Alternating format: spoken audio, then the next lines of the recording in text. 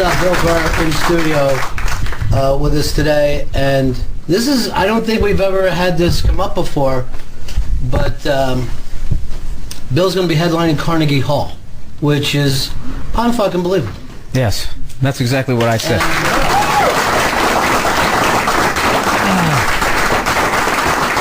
It's the kind of gig that if you blow it, follows you the rest of your life. Yeah, no, it's over. It's over. You just go right back to, I don't know, Side Splitters down in Tampa. But is that even something that you were aiming towards in your career, or? Well, I remember a couple years ago we started talking about trying to do a theater in New York, and we did the New York Comedy Festival a couple years ago. After I had Why Do I Do This came out, we did Town Hall. Mm-hmm. And, you know, when you first start doing theaters, you're freaking out because you just think only 40 people are going to show up. But, you know, Caroline's promoted the hell out of it. So we sold that one out.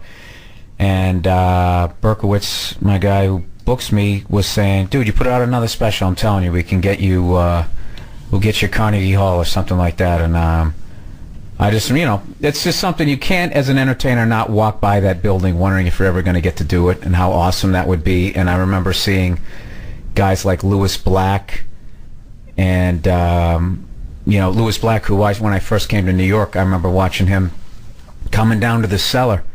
And they, you know, in the summers when there was like nobody around, there would only be like 30 people in the crowd. I remember the first time I saw him, he floored me. How funny he was. I just moved down to New York. I never seen him. You know, it was the first time I saw him doing that thing with the finger. And it was ungodly hot. And he just was talking about the misery because he had taken the subway down. And I don't know what it was. Maybe because I'm an angry Boston guy. His anger floored me. So when I saw, you know, that he was playing there, it was, you know, it's an inspirational thing when you actually see, even though he was way beyond me, to see somebody. Like, I saw that guy in front of 30 people, and now he's there. Right. Makes it seem way more tangible, but it always seems 5 years away, though. But that is, so in the back of your mind, you would look at people that were there before you or doing well or having the kind of career. I mean, you always kept an eye on the other guys without... A way to keep positive was I would always, you know, when I would start to get into a funk, I would just look at somebody else in this business who was in the same situation or worse and made it. And I would, that's the guy you focus on, because if you go the other way, like, you know, you start thinking, oh God, that kid's 10 years younger than me, and he's doing I Love the 80s on VH1. You start doing that, you're gonna hate yourself. And there's always that guy. There's always somebody who everybody else feels like didn't pay whatever due that they're supposed to do, even though, of course, there is no open. It's complete. Yeah, it's complete bullshit, because there's so much luck that is involved, and a lot of times when you get it really quick, it's a if it goes away real quick, you free fall all the way back down to where you were at, and then people have this, and then everybody's judging you, like, see, I knew he didn't deserve that. You know what I mean? Right. So. And I've talked to a couple of those guys who hit it really early, and they weren't even sure what it was about them that worked. You know, I'll use Pauly Shore as an example. There was just something about Pauly and whatever was sweet about him, and then that time, and boom, everybody showed up before he even had an act, and then as soon as he was like, okay, I'm taking this serious, whatever that magic was kind of left him for a while. Yeah, well, I remember I was right in his wheelhouse. Like, I hadn't started comedy yet when he hit on MTV, and I loved him. I thought, this is back when MTV, if you believe it or not, was actually awesome. And they played like music, and they had like all these crazy characters, like Randy of the Redwoods. Remember him? Yeah. It was hilarious. They had all this weird stuff on there, and he fit right in. You know, with that, I'm the Weasel and all that. Everyone makes fun of that now, but it was hilarious to me, and he was really funny and really likable. And I don't know. That stuff is that's always in the back of my head. So I never think, you know, it's not like I'm doing this gig coming up, and I can't even say it, but doing this gig, a certain hall, certain venue, doing it. Yeah, it's overwhelming, and there's no way to say it without sounding arrogant, you know. So you just always in the back of your head, it's just like, you know, I could go back to just regular shit. But in the same time, that's been a long run to get there. I mean, you've been doing this how long? Going to be 20 years next March. Right. So if somebody, I know, it's brutal. Yeah, I mean, it is a commitment because your life, if you're going to get the level that you're at right now, unless there's some kind of a mad break where a sitcom falls into your lap, but to really be into that thing and be able to pull it off, it's more than any young person should want to pay with their life. You know what I mean?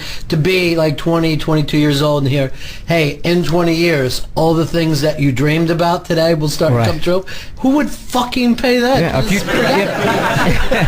if you told me it was going to take 20 years, I didn't think that. When I got in this business, I was like 23. And I was like, by the time I'm 30, I'll be famous. I'll have all this. And, when I was, the hell was I when I was 30? I think I just moved back to New York, and I was splitting a walk-through bedroom with Robert Kelly. There was three of us in this railroad apartment, and the guy who owned it, or was renting it, he had the main bedroom, and then there was a walk-through bedroom, and then there was this living room area with the pull-out couch, and we lived like that for like the next year.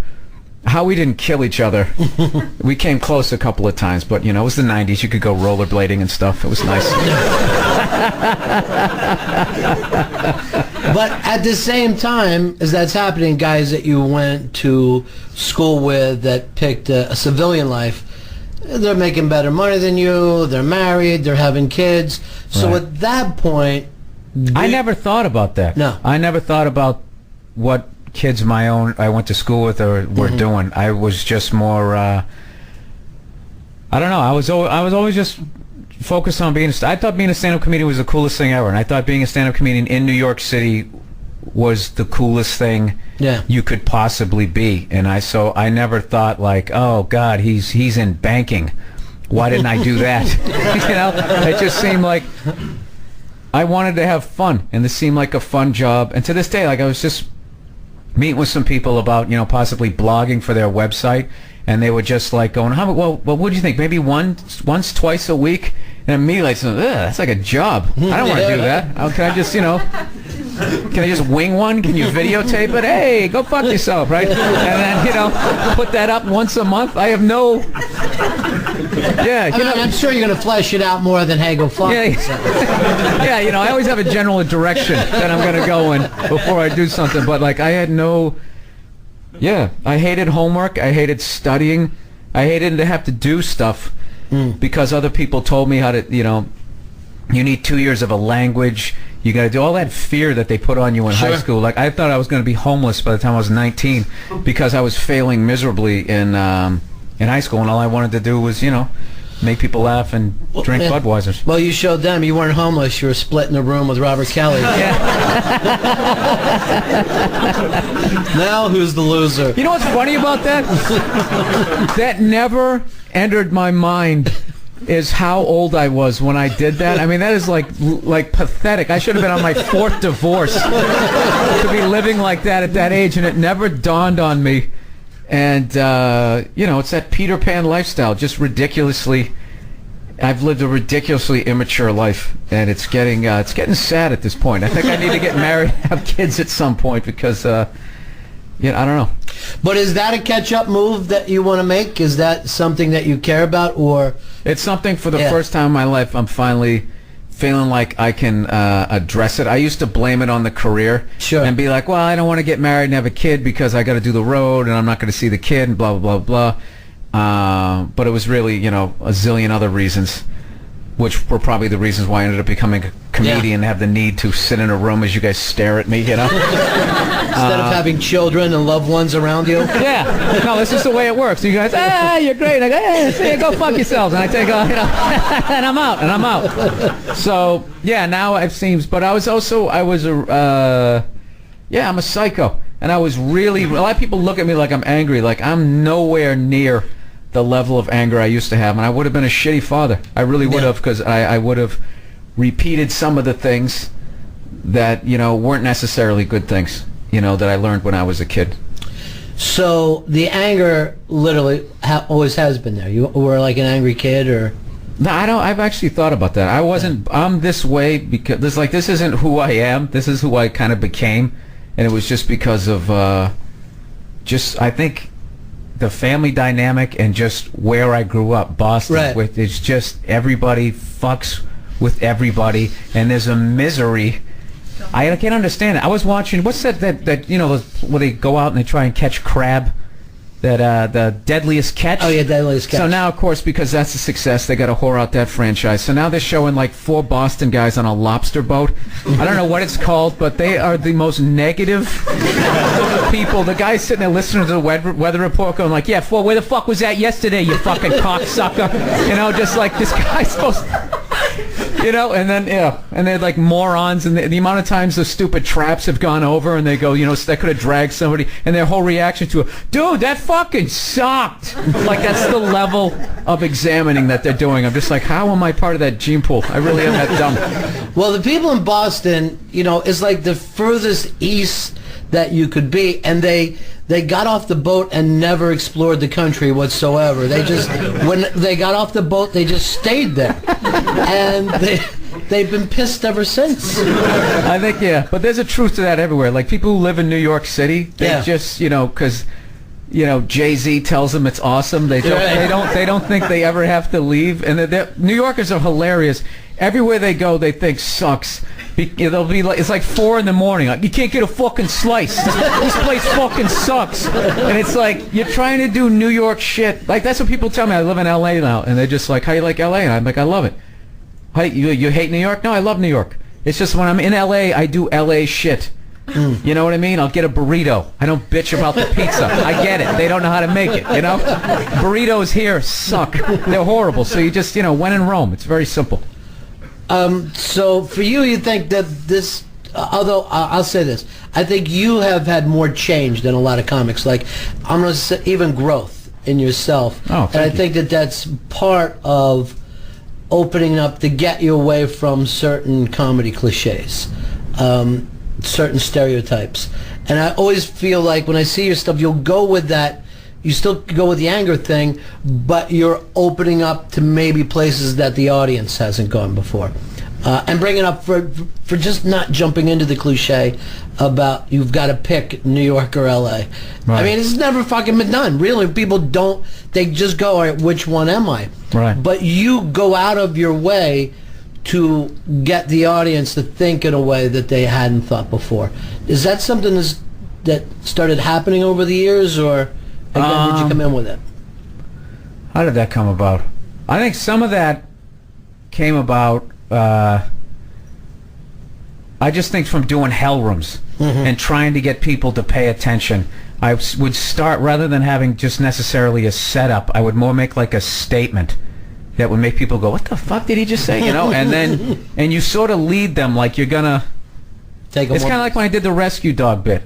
I start off making fun of how guilty that commercial makes you feel, and I'm making fun of the one-eyed pug and, you know, the chewed-up dogs on that thing. So see the face you just made, exactly. And people just they pull back, and then I'm leading you to the fact that I rescued a pit bull, and now I'm head over heels in love with it. So if I just come in all daffodils and just going, you people should rescue animals, it just comes right. It comes, so you got to make it funny. But there's another thing, like I enjoy annoying people. I don't know why. Not like the whole crowd, obviously, because then I'd be bombing. But there's a segment, like, that's when I'm having the most fun, when like 80% of the crowd is loving it, and then there's that 20% just going like you know, just looking around like, how are you laughing at this? And like, people don't notice. Sometimes I can see them, and if I can figure out what they're reacting to, it becomes like a game to see, like, if I can get them to yell at me or get up and start to leave. You know, I mean, other than that, because once there's a danger once you put together an hour that works, you know, is you can just stop working, you know, and then, you know, and just, oh, it's a joke. I'll just show up. Can drink all fucking night. You know, I'll walk my way through the radio, and I'll just keep doing this hour that I have memorized, and I'll be thinking about doing my taxes as I'm doing my jokes.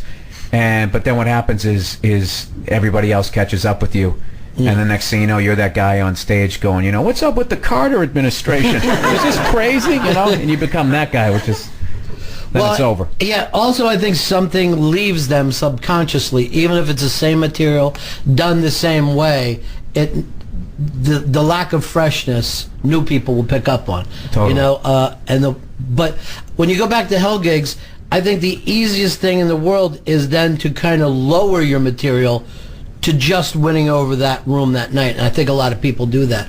We'll go, I'm going to do whatever joke I have to do in this room. Instead of, I think that your thing was always to go in and change the way people think. And only the... I think it was more anger. I would get mad that I chose this job, that there wasn't security, and I would go up there and I wished I could have been that, like, look at this guy. This guy's crazy. How many... I try to do that. I just don't have that cruise ship welcome aboard vibe at all. And when I try and do it, it comes off horrifically phony. And I don't know. I think a lot of the reasons why I was able to get away with being angry on stage is just looking like Ron Howard. Like no one necessarily really took me seriously. Like I think if I actually looked like a hardcore dude, that I don't think that would work for me. But I think just having the Opie look, I think helps. I would think.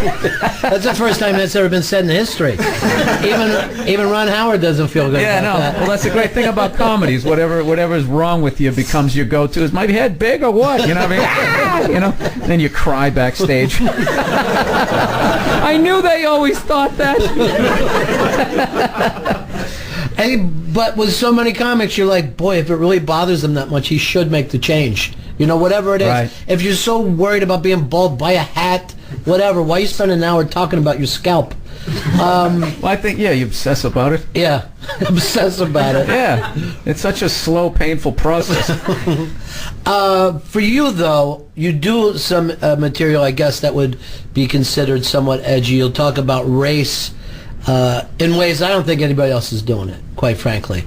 And again, it's that thing of people come in with one perception, they're going to laugh, and it's going to kind of force them to maybe look at everything that they held on before that. But do you ever worry that sometimes the audience could leave with the wrong idea? No, I got over that a long time ago. Yeah. Because I would be saying things, not necessarily jokes about race, just anything. And it was, people would come up to me and just, if they had a problem with it. I just figured out probably like 7-8 years ago, it was just like, I have no control over how people in the crowd process what I say. Mm-hmm. And it's not my fault if they process it in a fucked up way. Because I know what I mean. I don't say anything from a malicious point of view. And like that's one of the problems I have when I see comics getting attacked to what they say, is that the person in the crowd just comes right out of the gate saying what they meant. It's like, you're not in their head. You don't know what they meant, mm-hmm. and the amount of, the selfish audience member that I call him is the person who will sit there for 40 minutes. Everything's funny. Oh, knocking this out of the way. Mm-hmm. Everything's funny. Obese people, poor, anything you're making fun of, it's all funny. And then it comes around to the subject that pertains to their life.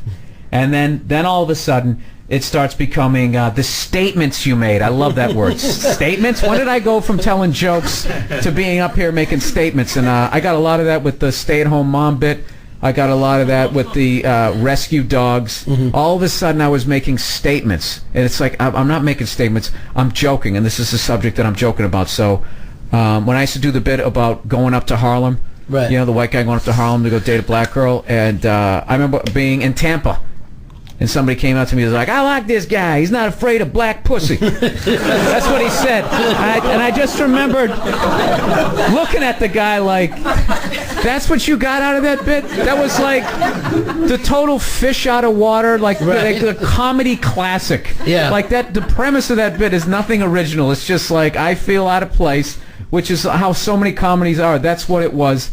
And like I didn't know what to do, and I kind of had like this level of guilt, and then I was just like, I can't help it that he's a fucking moron, and because he's a moron, I shouldn't tell that joke that 80% of people are gonna get, So I don't know. So I don't worry that it's that it gets taken in the that's you just end up compromising your act.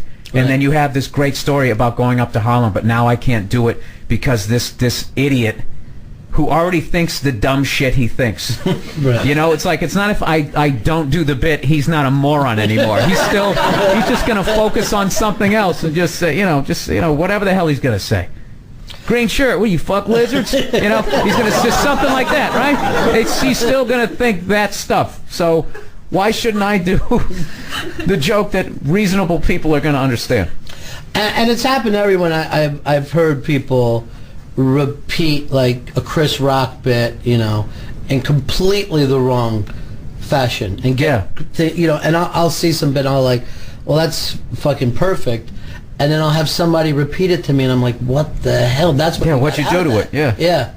It's like, comedy karaoke. Yeah. They're doing an out-of-tune version of what they heard. They'll use it like, even Chris Rock knows. Shut up.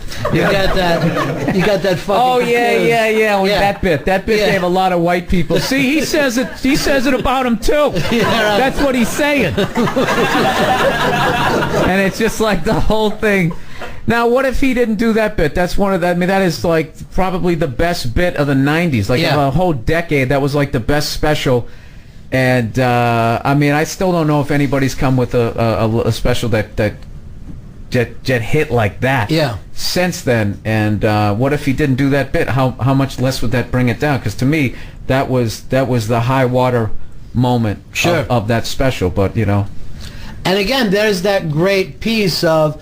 Boy, you think about life in one way, and here it is, you know, turned for you. Here it is switched. Where a lot of times if I'm watching, like, I don't know, like late night TV now, and I'm watching the different hosts, it's almost like they're confirming whatever the audience thinks, whether they're at home. Here's the, you know, news of the day. You know, here's your Kim Kardashian joke, here's the Viagra joke, whatever it has to be, because there's a certain safety that you need to be welcome into the home every single night. But the real brilliant stuff is where you don't necessarily agree with the comedian and maybe still be laughing along with it, you know. That to me is always the great stuff. Yeah, Chris Rock has actually, as an audience member, made me mad like 2 or 3 times when I'm watching, but I love him. Yeah. But that's because...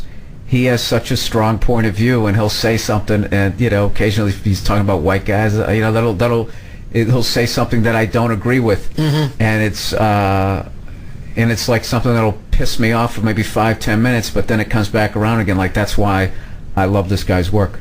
Yeah, and I see you in that direction. I mean, I see your material being done that way, and I see you thinking about stuff, I think, more than a lot of your contemporaries. Well, I don't know about that. No, I know it to be fucking true. Oh. That's and you know what's funny? By the time somebody here processes it, you know what Bill Burr said about himself? Wait a minute, I didn't say that shit. This guy, you know, first of all, he's bragging about Carnegie Hall. No wonder his goddamn head's so big. It's filled with that giant fucking ego. And he's compared himself with Chris Rock for 40 minutes. But you are now, like when you first started doing stand-up, you know, you're being compared to the other open mic guys. Hey, that third guy was the funniest. But at the point that you are now, when you're playing Carnegie Hall, when you're doing HBO specials, you're being compared, whether you like it or not, to the best people who've ever walked out and done this. Well, basically, you haven't looked at my website, because right after that, I think I'm at the Funny Bone in Columbus.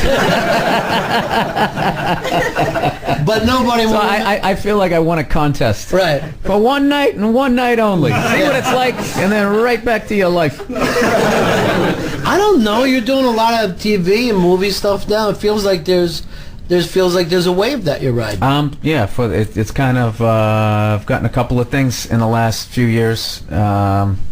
I basically did one movie like 2.5 years ago, and then I did a couple episodes of Breaking Bad. Other than that, the IMDb page is pretty barren. It's a quick read. But those are cool things to be involved in, right? I have really lucked out in that the few things that I've done. You know, I was thinking about that the other day. Like Breaking Bad was just a show. I don't know why. I always watch sports, and I have other hobbies that I don't necessarily follow TV shows that much. And there was something about the billboard. I don't know. Breaking Bad. I never heard that expression. They were sitting there in those toxic waste suits, and I was like, I'm gonna watch that. I'm gonna see what that's about. And I was hooked from the first episode. And when all of a sudden I got to do that.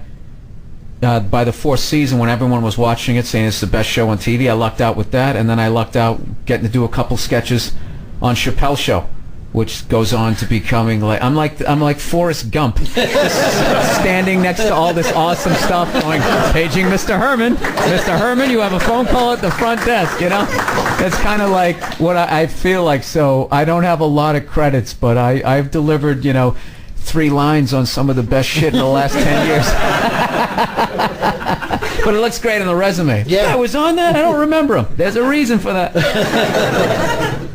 But there's nothing about stand-up that prepares you for that other stuff, right? I mean, it's a totally different game. The only thing that prepares you, I guess I would say, would be the pressure. Like learning how to freak out and not to have anybody notice. You know what I mean? But I would say, yeah, acting is so much different than stand-up is like I stand and I look at you guys and I address you guys and I react to you guys. And if I feel an energy, I don't stop the script in my head. I'm like, Jesus Christ, what just happened in here, or something like that. But when acting, all of a sudden, especially like if you're doing like a sitcom taping or any sort of theater, which I haven't done. I've done acting classes, which is my theater, and it's the exact opposite. Now I have to block that out that I'm so used to looking at, and I have to interact with you and somebody else, and then it becomes really different. Especially if we were to do a comedy, where I don't think about timing.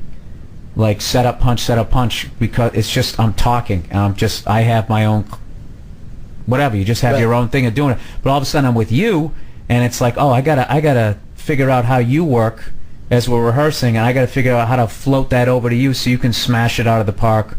Or if you're throwing at me, I gotta make sure I don't miss it. And it's something that it definitely takes a minute. And if I could have gone back, I probably still wouldn't have done it differently, but I maybe would have taken some more improv classes. I think I would have taken, which is, every comedian on the planet makes fun of. Like, I'm not going to lie to you, those improv shows are brutal. Right. And they're not necessarily improv. If you watch a troupe a couple of times, it's like, oh, you go with, you got your little bits in there, But just as far as, like, if you're in a scene and you want to start improving, I just wish I did more of that, because a comedian's gut is to be like, not to help, is to insult. And that really, if you do that with an actor, they're like, this guy's what a horrible person. It's like, I think 2 comedians can improv with each other, and it just quickly degenerates to us making fun of our obvious physical flaws. I think it would always end up with that, where like they're able to be like, I was on a boat. Oh, I'm on the boat with you. They just start they just totally go with you. So. Yeah, there is with comedians will want to pull the rug out from underneath each other. We enjoy watching each other bomb. It's fun. Like, there's nothing I like better than watching my friends. Like, obviously, if it was a big gig, if they were on TV, like Letterman or something, I wouldn't enjoy it. I would have to look away. But like, anytime, to this day, I'll watch somebody down the cellar or something, a friend of mine, and they'll fucking ta-da, end the joke, and it's got nothing, but they're so seasoned at this point, just watching them try to play it off, like going like, the stuff in the news, and they just try to like, and then what happens is, whenever that happens to me, then I always hear my friend laughing in the back, and then the crowd already knew it bombed, but them laughing makes them laugh, and now the whole crowd's laughing at you bombing. You're like, fuck you guys, whatever you got. Well, you brought up a thing that not a lot of comics talk about, is feeling the pressure without people knowing. So, most people think to themselves, I can never walk up on stage in front of a lot of people, I'm too scared. But a comic will still feel that same fear as a civilian and still walk out in it anyway. Did you ever, in the early days, did you show fear on stage, or? Oh, Jesus. Yeah. The first 8 years of my career, the amount of movement that I did on stage that had nothing to do with what I was talking about, and it was all nervous energy. I would show, if it wasn't so dangerous to show video nowadays, because the entire world will see it because everyone uploads it now. I have video of me, I think it was at the Comedy Connection in Boston, or maybe the Grill 93 in Andover, Massachusetts. I am standing on stage doing 7 minutes of comedy. I never stop moving. I'm just going back and forth, and I'm pouring sweat like I'm playing basketball, and I'm just going, just walking back and forth. Hey, you see, what's up with crisscross? I mean, this is crazy. And the fact that I'm actually getting laughs is beyond me, because the movement I'm doing on stage is so disconnected. I can't believe that anybody's just like, what the fuck? Somebody got a gun in, like pointing at this guy? No, it took me. I used to get so nervous when I would go to New York. Was a huge leap for me, because I grew up all white suburbs. Boston is really like segregated, and so I used to, my first 3.5 years was me performing in front of angry white guys in Boston, which I'm an angry white guy, so it was sort of my own little blue collar tour where it's rednecks performing for rednecks, and it's just like everything I say, we hear you, brother, so they totally understood. So there was this whole other element that I didn't learn how to do, which was like, okay, now you're in front of a group of people that aren't like you. Can you bring them into your world? And when I went down to New York, all of a sudden it was black, white, Puerto Rican, Jewish, Asian, everything. And I remember I would get really frustrated, because I would go, I know individually I can make everybody here laugh, but I'm getting up there, a couple of do-rags in the crowd, that was it. I was on my heels at the back of the stage, like, wow, this is the real deal. Like, that guy, I think that guy is from Brooklyn, from all these places that you actually heard that got shout-outs on rap albums. So they had an unbelievable level of credibility. And this was right before Giuliani, scrubbed down the city and pushed everybody. I don't know where the hell he put him. But, people were selling drugs right down there, Washington Square Park and all that. It was definitely, and I was the typical wide-eyed white boy, like looking at people for that half a second too long. I didn't know how to glance at the crazy guy or the guy selling drugs, so I got a lot of, the fuck you looking at? Sorry, it's just fascinating. But it's crazy to wrestle the fear for that long. 8 years, and you're still feeling... Still, yeah, on big shows, and there was a lot of just ton of frustration, and just wanted to, like, not literally kill yourself, but just having that feeling, like, just... I remember, like, just some sets were so bad, and you were so embarrassed. Like, the next morning, I'm waking up, and I would be in the shower, and the second I thought about the most humiliating moment, I would just instinctively would be like washing my hand, just go, ah! I would just try to almost like yell the thought out of my head. It was just fucking.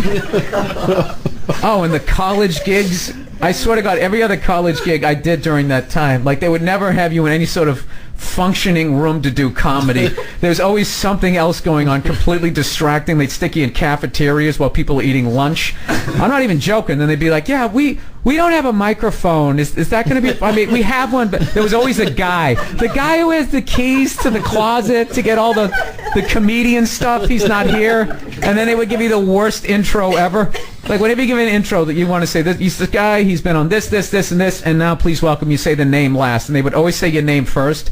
Your comedian Bill Burr, he's been on Comedy Central, and Conan O'Brien, and here he is. It was just, and you just walk up there. You didn't have a prayer. You didn't have a fucking prayer. And I just remember driving away from so many community colleges, screaming at the windshield that, I'm never fucking doing a noon. They were called nooners. You would do comedy at 12 noon.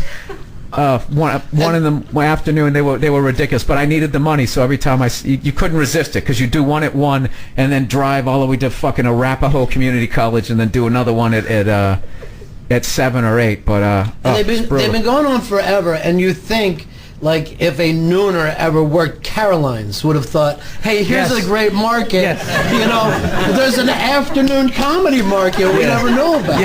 But they're fucking bright enough to know that you can bring Bill Cosby in at noon, and it's not going to work. For the life of me, I don't know why they thought it would be a good... My favorite nooner I ever did, I always ended up being in Colorado. I was somewhere in Colorado, and I went up, and there was no stage. I did have a microphone, and nobody knew that there was going to be a show. And I went up there, and I got to do an hour. And it's just, it was And I used to always just think, okay, what time is it? 1 o'clock, okay? At 2:05, I'm going to be in my Dodge Neon just driving away from this place. It'll be like it never happened. And I went up there, and I don't know. I went into this zone, and I didn't give a shit. And I just started shitting on everybody in there. And I can't remember what I was talking about, but I totally believed whatever I was saying. I just felt like I had like razors flying out of my mouth. People just looking up from grilled cheese sandwiches. And I don't remember what the last thing I said. Something about this guy walked by. He had like on a three-piece suit, cowboy hat, and boots. And I'm like, look at this fucking guy. Looks like he's trying to get a loan for a horse, right? And, which, to this day, it bugs me that didn't get a laugh. And I was just shitting on everybody. I was shitting on the school. And I was saying how, it's a fucking ripoff. And that, I don't know what I said. And then, I was 20 minutes into my set. And the girl who booked it, sort of walks up to me, which is hilarious because there's no stage. And she just sort of walks up to me and hands me this note. And as I'm doing my, whatever the hell I'm talking about, it says, "Can you wrap it up in 5?" And I was like, fuck it, I'll wrap it up in 3, right? And then in the back of my head, I was like, oh, fuck, am I going to get paid? And I got off, and they gave the check, and they paid me, and they apologized, just saying, yeah, I think this was a bad idea. This just wasn't right. It's not you. And everything I ever wanted to hear, yeah, it isn't me. It isn't me. It's you guys. I came here to make people laugh, not to stand up here being humiliated for a fucking hour. Can you call all the other colleges and tell them what you learned? So that was my favorite one I ever did. And there was occasionally I would get... That was your best set ever. Occasionally I would get into zones and I would absolutely destroy at 1 in the afternoon, but it happened probably about 8% of the times. Other than that, they'd be up and down or just complete bombing. I still remember one in Kansas, somewhere in Kansas, God knows where. I was standing up there, and it was like a half-empty cafeteria that was like the size of a stadium. And my bombing was just echoing off this acoustically perfect lunchroom. And I remember there was there's always the table of all the black kids sat together. College is so hilarious. Everybody gets all mixed up. You just look at the cafeteria. It's all groups are just with each other.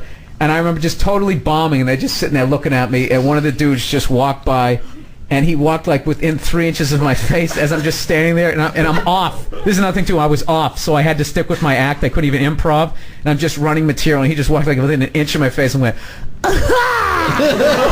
and continued walking, and I had nothing. And then they all just sat there laughing at me, and I looked down. I had 40 minutes to go. And, it was fucking brutal. That was another one. Shower the next morning.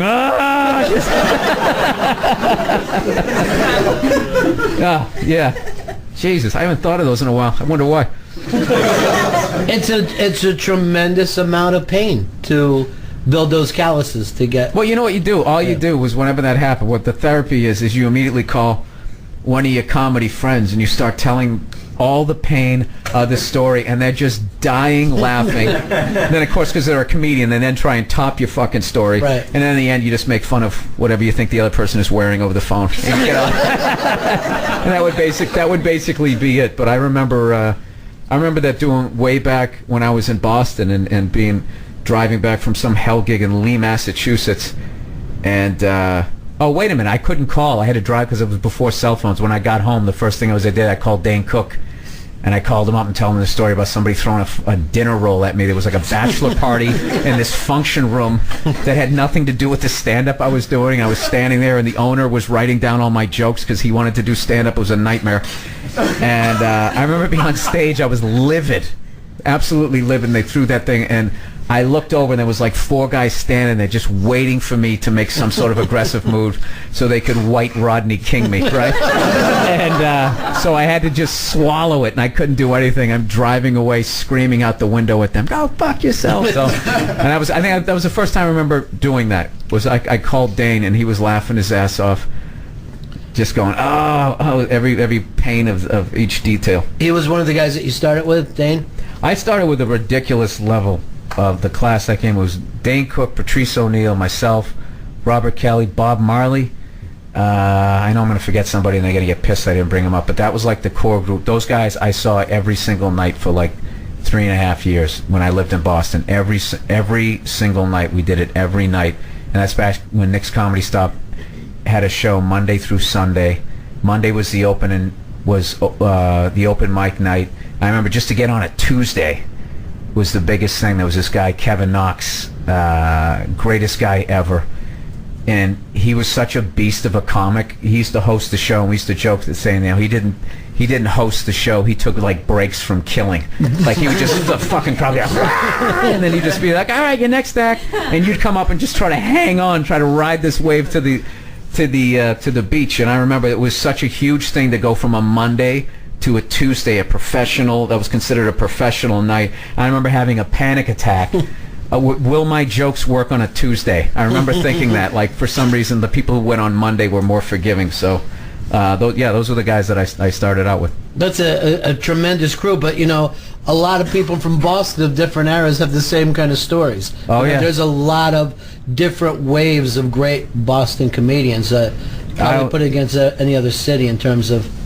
I was unbelievably lucky to have gotten to start there, and just because the guys who started set the bar so high. It was a combination of them setting the bar high, and then there was this ridiculous level of making sure people were original and you weren't stealing material. Like if you even remotely drifted into somebody's lane, it's not like you got beat down. That was the earlier days. Like we all had heard stories about this one guy who got his nose broken by I never named names, by this one particular comedian, and that's hung in everybody's head. Oh, you steal a joke, you get your nose broken. So, I think it was all of that, combination of that, and then just the guys who came before us was so funny. Did you feel good, though, like suddenly find yourself as part of that tradition? I mean, the fact that it was set up where we're not the kind of guys that will go for the easy laugh, that we are the kind of guys that will try to be original? It was something that I wasn't aware of until I moved. Guys, I just was like, this was what the scene was, and these are the rules, and I was like, oh, okay. And then I would go to other cities, as I first started headlining, working like C rooms, and I would look at their comedy scene, and I was just like, wow, this scene is terrible, and these comics suck, and wow, Boston is amazing. Like, and it was one of those things. Not like there was less talented people other places. They didn't have the comedy scene where you could have people to look up to, and you had all these rooms that you could do.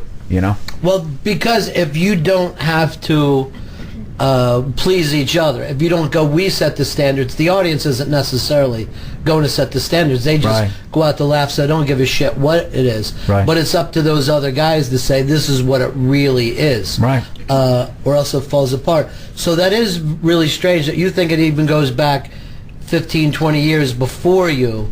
This kind of tradition of the kind of what Boston comics should be. Yeah, the Ding Ho, all those guys. Steve Sweeney, Don Gavin, Lenny Clark, Kevin Knox, all of those guys. DJ Hazard, Kenny Rogerson, Jimmy Tingle. Those guys are like the Mount Rushmore of Boston comedy. Is like it's like these 12 guys. Stephen Wright. I mean, it's just ridiculous. And then there was the waves after those guys and the waves after that. And I think we were probably, I don't know, depending on how you judge it, I guess those guys were late 70s when they started. I would think that we were probably like the fifth wave, if every 3 years or so, that came through. And, those guys were still headlining. And making good livings. Tony V was the first guy who showed me that you didn't have to write out your act. He was a guy who told, he hadn't written a joke down in 10 years. He just had it all in his head, and then I was just like, well, what happens if you forget a bit? And he goes, well, that means it's time to stop doing it. I remember, I just thought that was the craziest thing ever, and then it was just something that years later, I was like, oh, I get it. I get how this works. So that's why he's so present on stage, and I look like I was reading like a teleprompter, And nothing that comes easy. I mean, that takes years to stop looking like you've memorized your act. I mean, it takes a long time to pull that off. I think it's so interesting, though, that you get into that scene that you love so much and you're proud of, but then you have to be pushed out into the rest of the country. I mean, at some point, like you say, some guys will stay because you can get over and make a good living at it, but you had this thing that you had to do the road, or you wanted to do the road? Yeah, like I said, I wanted to go to New York. It was so hilarious now how I looked at things. Like, I remember when a comic in Boston had like a road gig, and he was going to Cleveland or he was going to Kansas City. That just sounded like the coolest thing ever to me for some reason. Like, yeah, I'm on the road. You know what I mean? I gotta go to Santa Fe. Like, for some reason, I thought that was going to be awesome. And it was initially. Initially, it was awesome. Like, just to go and see all this different kind of stuff. And then it became like, oh, Jesus Christ, there's a misery to this, and there's a loneliness to this. That's when I started going to, like, sporting events on the road and ballparks and all that type of stuff, and like having something good to do there, something to look forward other than just sitting in the fucking comedy condo, which is the most disgusting thing ever. Right. Yeah. Because literally the road will kill people. It will kill people. Oh yeah, you can very easily become an alcoholic. I always said it was just regular people. You know, what would you do if after every job you had, every night, there was an open bar? And you could just go there and have 3 Heinekens and maybe a shot, and you're like, hey, all right. You could actually, back then, you could actually drink on stage, and it was just there. And I didn't become an alcoholic, but I definitely got the booze head after a while. You know, I just you know, every night having a couple, 2 or 3, and then you had the one where you went all out. Then we went on the road with that degenerate Joe DeRosa.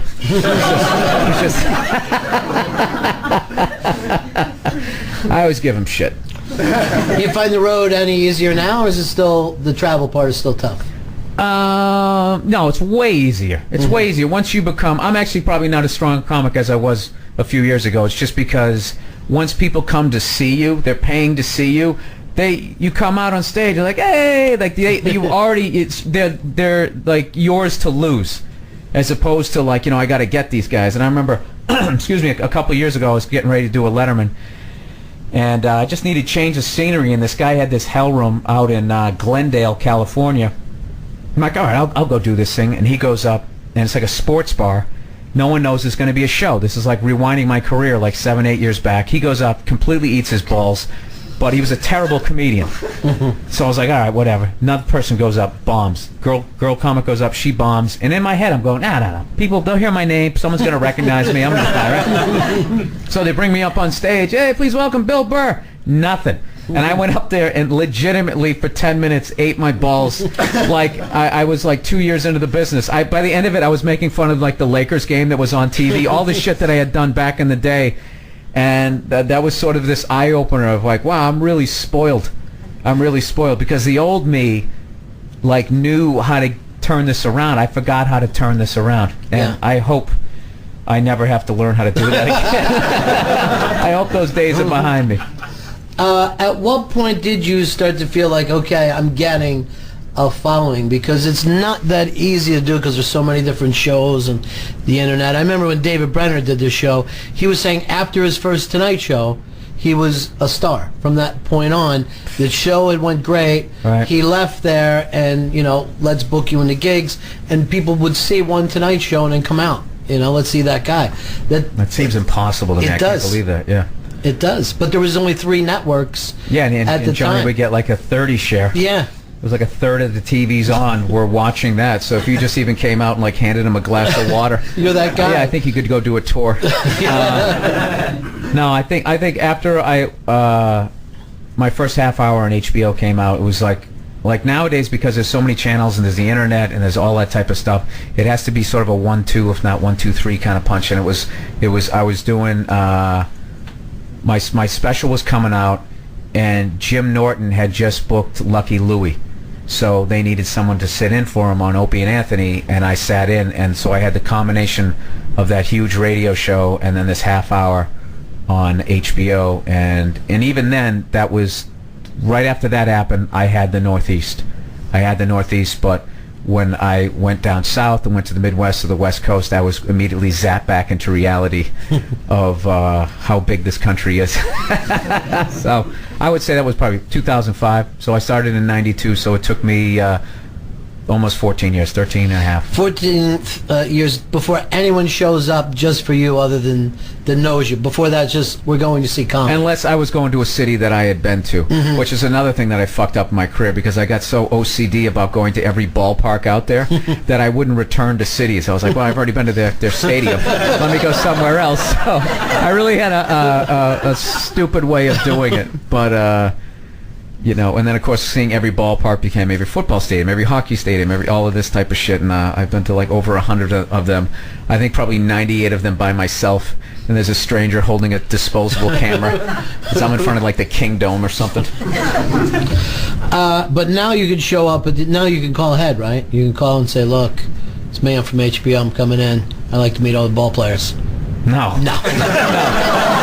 I was really, you know, my ego was actually going like, oh, I need to explain to him that despite how amazing I am. See, you always got to keep the ego in check. My ego's just... I had that the other day. Someone goes, excuse me, and I thought immediately, like, you know, oh, you want an autograph? They were like, yeah, is this 56th Street this way or that way? I was like, oh, shit. Well, let's go down to Carnegie Hall, where I'm playing in a couple of weeks, and make a right then.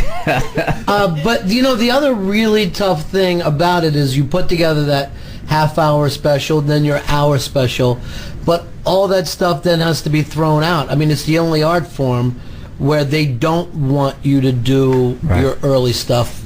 You know, Mick Jagger will complain that he can't do a show without doing Satisfaction, but you can't really go back and do any of the stuff they killed on TV. Yeah, no, you can't. That's the kiss of death. If people see it on TV, then they come see you live. You've confirmed, this is what I do. You've seen it on TV, and now you've seen it live. You don't need to come and see me again, so you have to write a whole new hour. But I actually love it, because I get... you know, I get sick of doing jokes. I get sick of material. I get sick of hearing my voice. I get sick of all of that, and the fact that I get sick of it is in combination of that, and I'm a storyteller, so it's easy to come up with big chunks.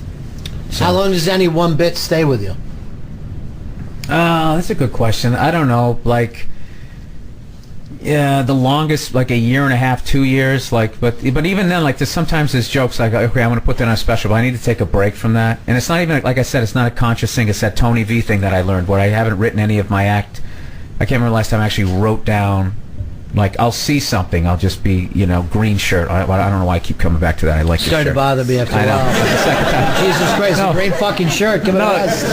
A person. No, it's my lack of improv class. So I got that one thing. That worked. Do it again. I'll just write down, you know, subject, guy on train or something like that, and then I'll just look at it and be like, oh yeah, that happened. And then I go on stage and just sort of talk about it. But I don't know. I'm such a long-winded jackass. I actually forgot your question. Well, so really, your writing though goes down to just still jotting stuff on napkins, just subject matters. Yeah, like something happens, and I'll just think I'm talking about that tonight. I just come out talking about it, and it's amazing. If you do that, it frees you up for the rest of your act. Where then all of a sudden, your act isn't this solid thing. It's just sort of this. I can't explain it. You're just like. I don't know, like, it's a weird thing. Like, I don't feel like I'm doing an act on those nights. I just feel like I'm talking, I'm going off. I really feel like I'm standing there drinking with everybody. You know, the way I used to when I would make people laugh in bars before, you know, I did this shit. And but the nights when it's not going good, or I'm sick of my act and I haven't written something new, is just a mental, I don't know, the labor of it can really overwhelm you, and then that's when you start thinking shit like, oh my god, I'm in Nashville, I want to kill myself, if I have to do that fucking gold-digging whore bit one more time, I'm going to kill myself. So any new bit in makes everything fresh. The rest of the act feels fresh, as long as you're bringing that newness. For me, the level of excitement when I feel I have this new chunk, you know, it'd be like the rest of the jokes are scared kids, like wondering how dad's going to come home, hoping he had a good day, you know. And if I have a new bit, they're like, oh, we can all relax. And hey, how are you, son? Yeah, sure, I'll tell you that story again. You know. But the other shit is just on those other nights, yeah. Well, you went back to talking about being funny in bars. You were always the funny kid in your neighborhood, or did you grow up in a place where everybody was funny? I was very shy funny. Yeah. I was very, like, if I felt comfortable with you and there was nobody, I was very aware of my status level in the pecking order. I wasn't a nerd, I wasn't the cool guy, so if there was a bunch of nerds around, I would go off, or people at my level, I would go off, but, like, if the big dogs came around, I just sort of cowered in the corner, but, which, by the way, to me, is being street smart. You know, like that whole thing of street smart, and you've got tremendous amount of that on stage. but not being that guy who was like, I'll fight anyone. They never develop a sense of humor. Yeah. That guy, you know, because he's just, that's one way to solve a problem, is just to fight whether you win or lose. But that street smart guy will have tons of options. Whether it's busting balls, he can be a bully, he can fucking hide, he'll jump a fence, whatever it fucking takes. Yeah, the chameleon. Yeah. So there's certain people that I went to high school with that, like, oh yeah, I can see you became a comedian, but like a lot of them that I run into is just like, when, how did you, dude, you were just like, I barely noticed you. You were just, you know, you were so forgettable. Yeah. Well, then, you know, we were talking too about that group that you came up with, and all are strong comedians.